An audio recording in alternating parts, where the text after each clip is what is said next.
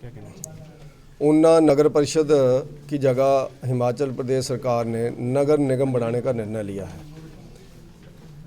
उसमें 14 ग्राम पंचायतों को शामिल किया गया है, लेकिन दुर्भाग्यपूर्ण स्थिति ये है कि उन 14 ग्राम पंचायतों को इन्होंने, जिसको कह सकते हैं, उनके राइट्स वापस ले लिए, प्रधान और प्रधान बीडीसी मेंबर, जिला परिषद और ग्राम पंचायतों के पंचों के, और उन सब लोगों के गांवों के अंदर 14 ग्राम पंचायतों के अंदर विकास का काम रुक गया और ऊना नगर निगम के भी राइट्स वापस ले लिए हैं। और ऐसा गवर्नमेंट ने घोषित किया है कि जब वो पंचायतें और ऊना नगर परिषद भंग हो गई है, अब ये नगर निगम बन गई है और उसकी जिम्मेवारी जिन कमिश्नर महोदय को दी है एडीसी ऊना को, उनको भी कोई राइट्स क्या है उनके, जो गांवों के अंदर डेवलपमेंट के काम चले हैं उनको कौन अब कंप्लीट करेगा, जो काम हो गए हैं उनकी पेमेंट कौन करेगा।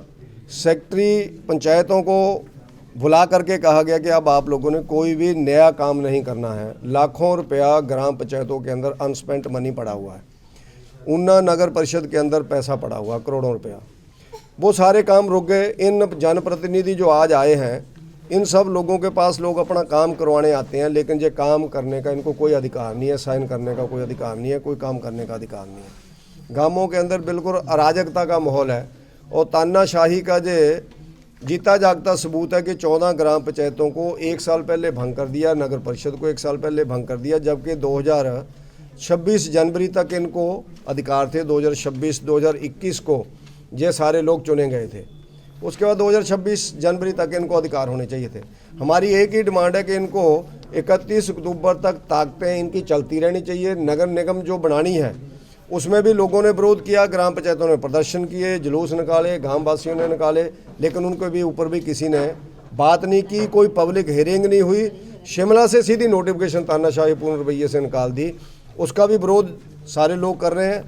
ना उनको पूछा गया, ना ग्राम पंचायतों को पूछा जा रहा है, और गांव वासियों की समस्याओं से कोई लेना देना गवर्नमेंट का नहीं है। इसका हम लोग विरोध करते हैं और इसके बारे में मैंने प्रदेश के मंत्री से भी बात की है, पंचायती राज मंत्री से, और 4 तारीख को प्लानिंग की मीटिंग शिमला में होगी।